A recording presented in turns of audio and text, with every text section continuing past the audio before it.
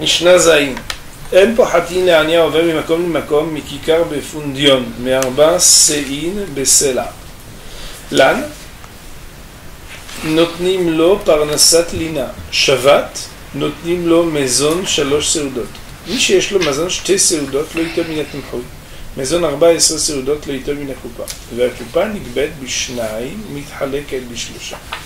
Avant que de traduire cette Mishnah, nous allons expliquer quelque chose d'important. C'est que, indépendamment de l'obligation qu'on a de donner l'eket shikra opéa, ou bien encore le maaser ani, il y a l'obligation tout simplement de donner la tzedaka, avec des interdits formels de la Torah. Quand quelqu'un nous tend la main et qu'il a besoin de manger, on n'a pas le droit de ne pas lui donner quelque chose.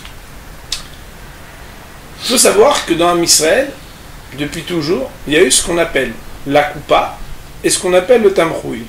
La coupa, c'est littéralement une caisse qui se remplissait chaque semaine, et le tamrouille, c'était la soupe populaire, l'ancêtre des restos du cœur, où chaque jour, il était possible de venir manger quand on était de passage quelque chose, puisqu'on avait faim. Alors on avait la possibilité de manger quand on est pauvre et de passage. La différence entre le tamrouille, soupe populaire, et la coupa, la caisse, c'est que la soupe populaire, elle était remplie tous les jours par des gens qui allaient dire excusez-moi, vous avez fini avec votre jus d'orange, est-ce que je peux le prendre pour les pauvres, excusez-moi, voilà, on ramasse pour ceci, pour cela, vous avez quelque chose à donner, oui, il nous reste un peu de pain, justement, on ne savait pas quoi en faire.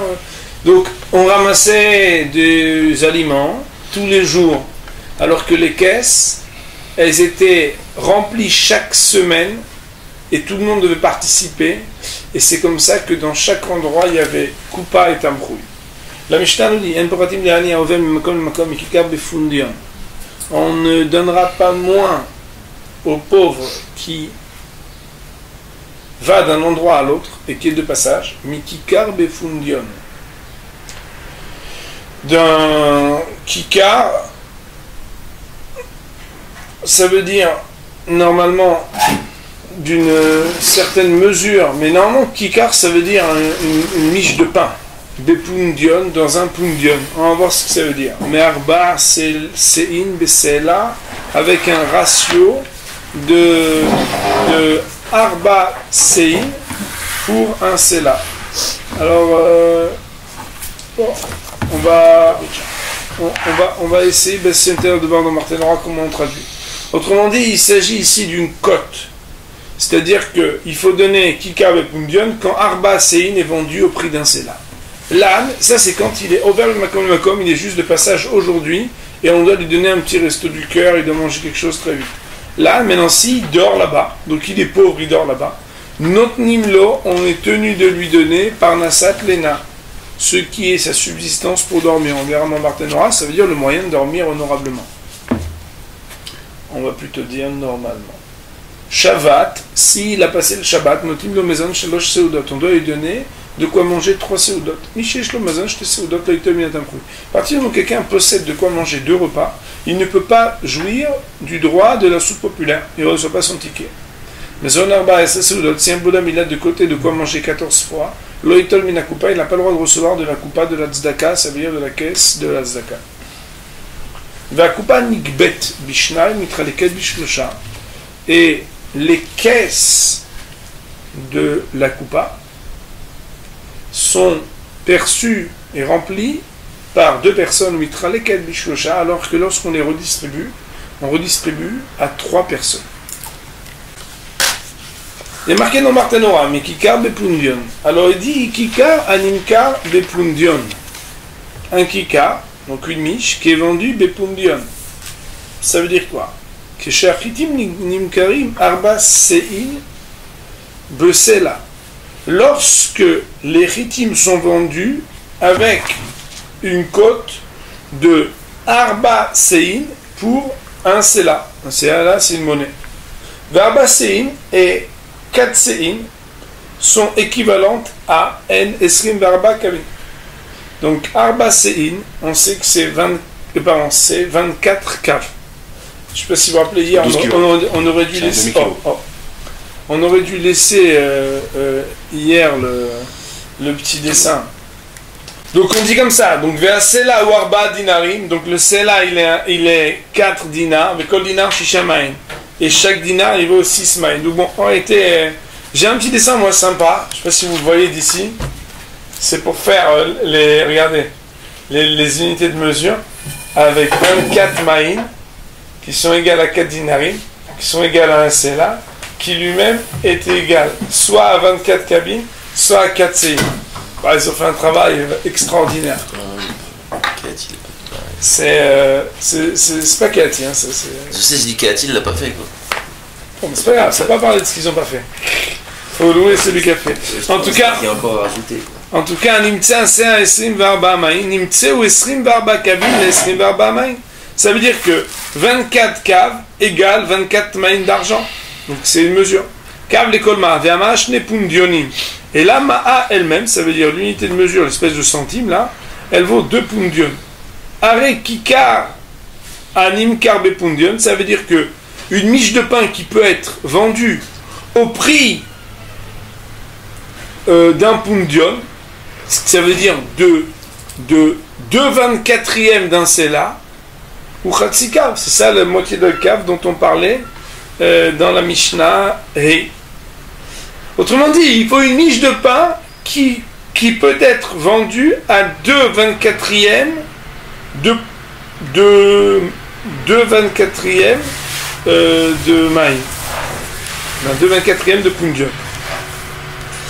Alors, ce qui intéresse Barthénois, parce que bon, nous en réalité ça ne change pas la vie, puisque on n'a plus exactement les mêmes unités de mesure.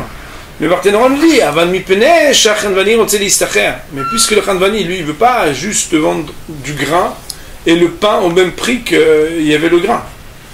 Il veut gagner sa vie, il est parce qu'il a payé le prix, il veut gagner sa vie pour avoir cuit au four, vitrina, moulu le grain. Il ne peut pas vendre le pain d'un khatsikav, d'une moitié de cave, au prix d'un pundion.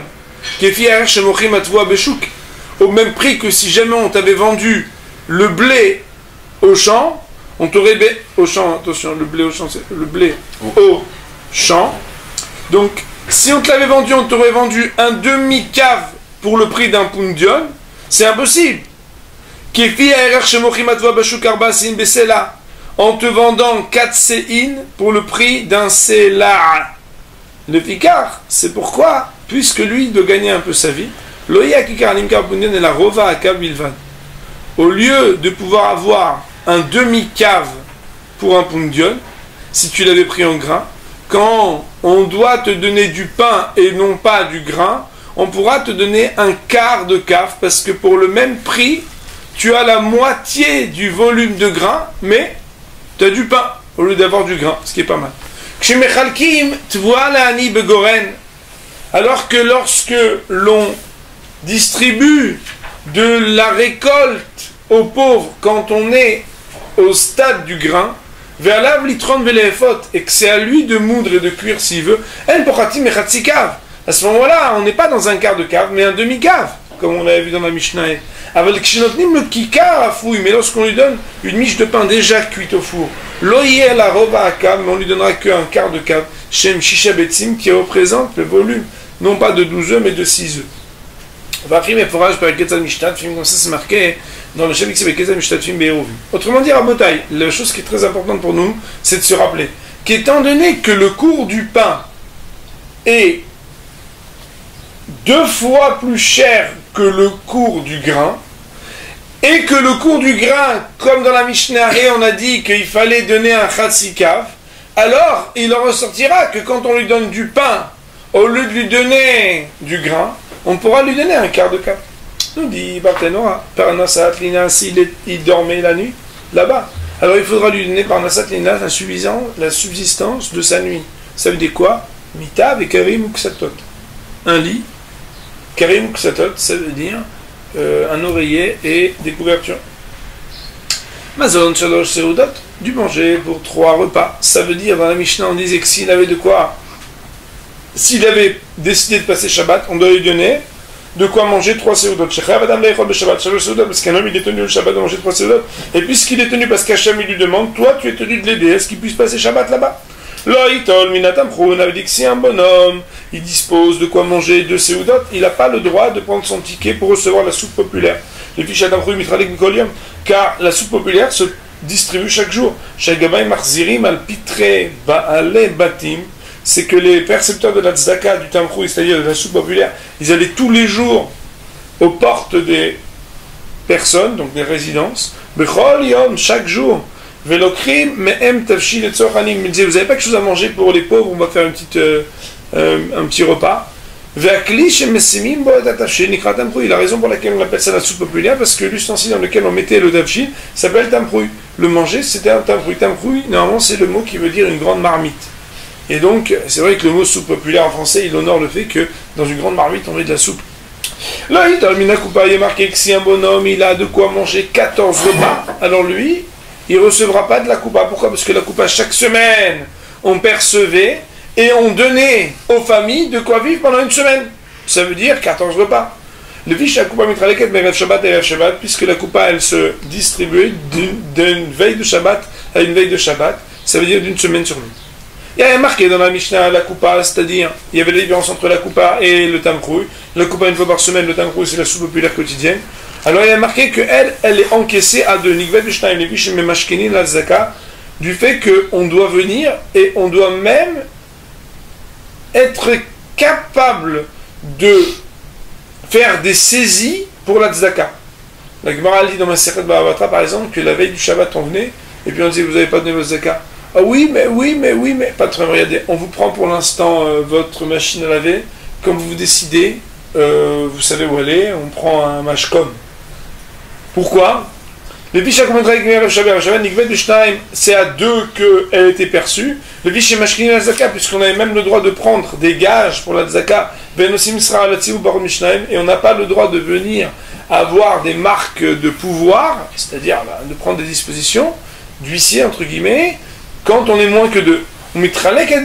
Par contre, pour la redistribuer, il fallait être 3 pour redistribuer ce qui était la coupa. Le piché qui est dîner mamonot, parce que c'est comme dîner mamonot. Dîner mamonot, ça veut dire c'est comme si on s'asseyait pour juger d'un sujet d'ordre financier. On sait que la Mishnah dans Saint-Henri nous dit dîner mamonot, bishlosha.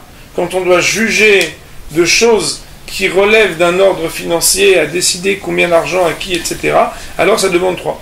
Le dîner mamonot bishosha, et donc dîner mamonot à 3.